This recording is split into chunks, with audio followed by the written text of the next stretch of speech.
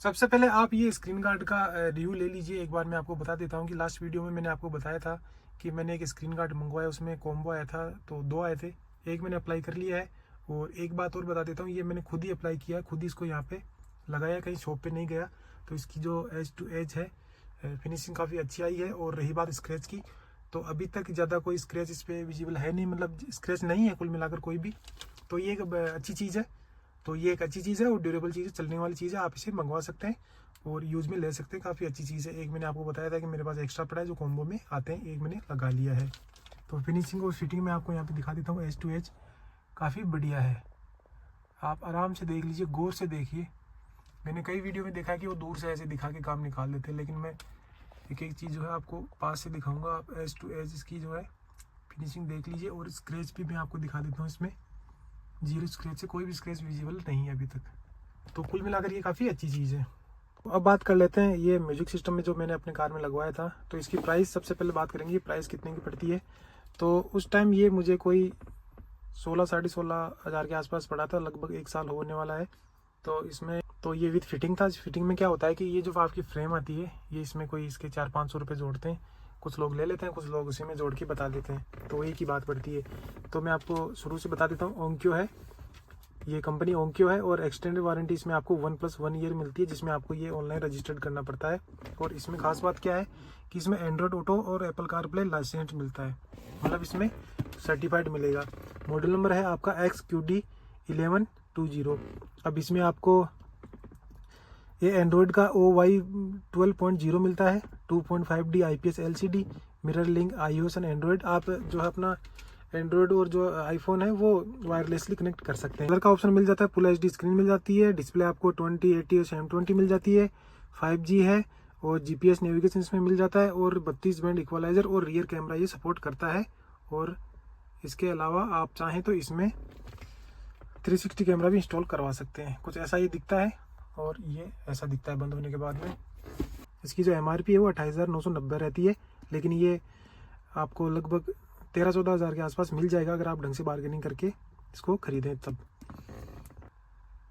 Box के पीछे की साइड में आपको बता देता हूँ, कुछ जानकारी यहाँ पे दी गई है।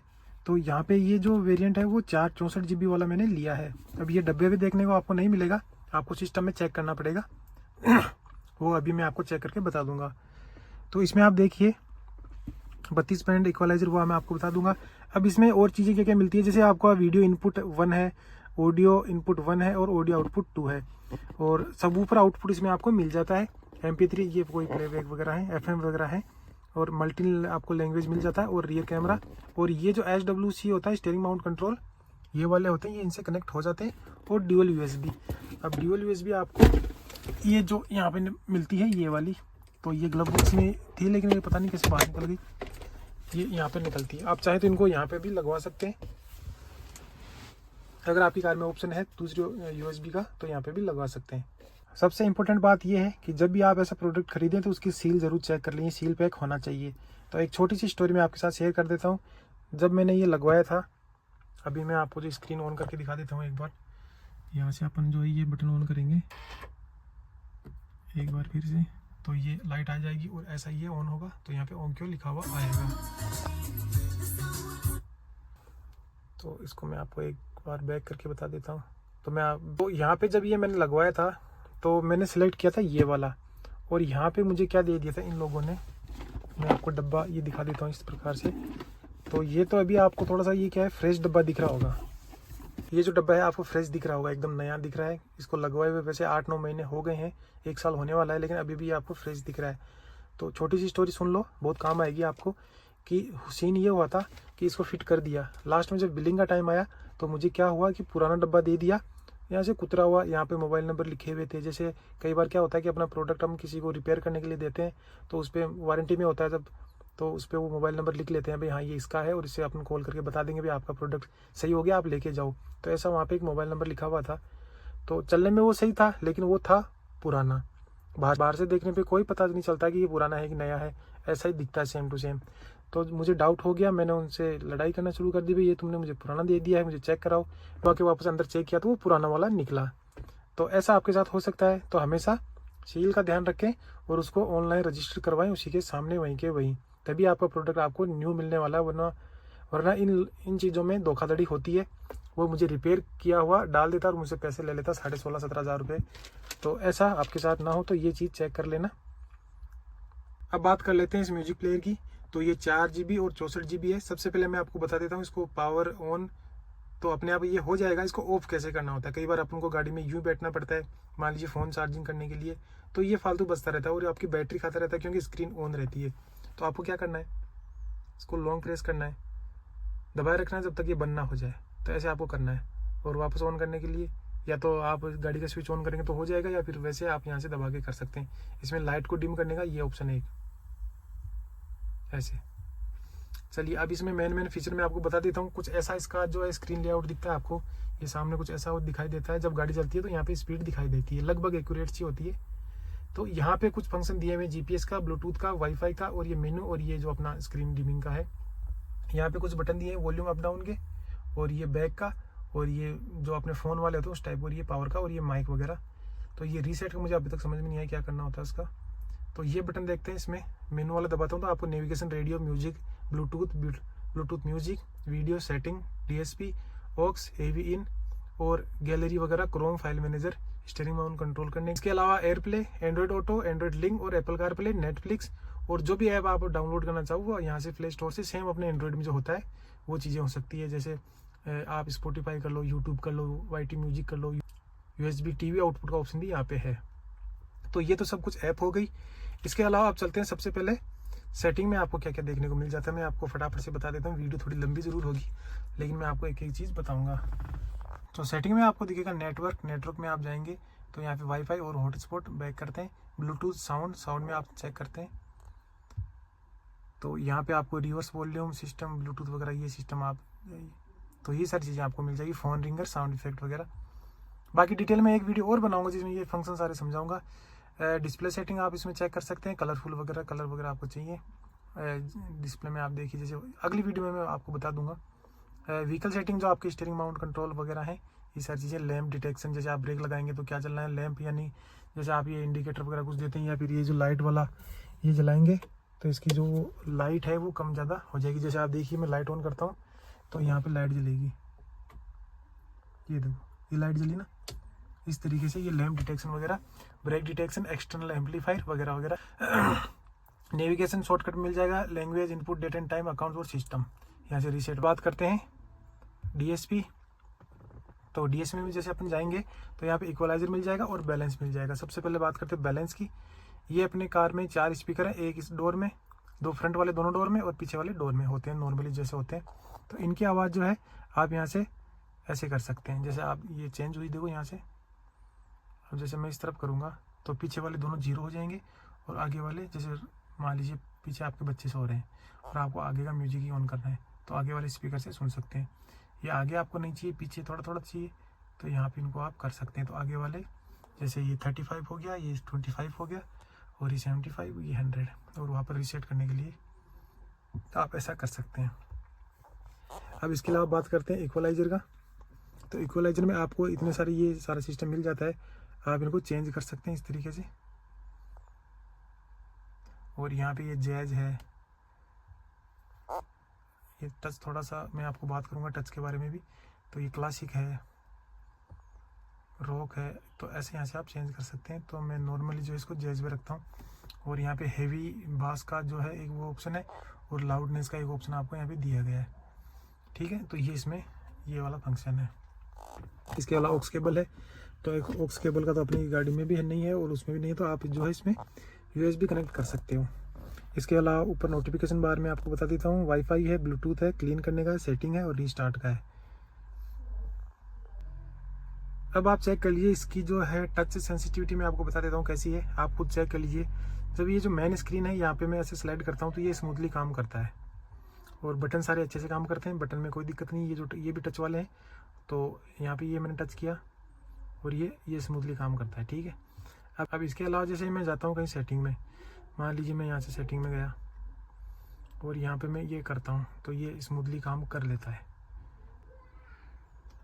तो मैंने ये ब्लूटूथ कनेक्ट कर लिया है यहाँ पे और मेरा फ़ोन से इसमें अभी नेटवर्क कनेक्ट हो गया है। तो अभी मैं करता हूँ इसमें गूगल मैप्स ऑन, तो यहाँ पे क्लिक करेंगे गूगल मैप्स खुल जाता है। और जैसे आपकी ये स्क्रीन खुली यहाँ पे जैसे मैं सर्च वाले बटन में दबा देता हूँ। अब कुछ देर बाद में यहाँ पे एक वो आएगा आपका कीबोर्ड। इतना टाइम लगता है, तो आप इस हिसाब से इसको समझ लीजिए। अब मैं मान लीजिए यहाँ पे सर्च करता हूँ। जैसे आप देखिएगा, आपको यहीं पे एक चीज़ नोटिस करनी है। ये अब यहाँ पे जो ये है बहुत धीरे काम करता है। मैं आपको यही बताने वाला था। अब देखिए मैं यहाँ पे क्या लिख रहा हूँ, मैंने कितनी बार क्या बटन दबा दिए हैं, अभी तो कोई रिस्पॉन्स नहीं है। मैं यहाँ पे लिख रहा हूँ जयपुर। ये देखिए, तो चलती कार में इसमें टाइप करना थोड़ा सा मुश्किल हो जाता है।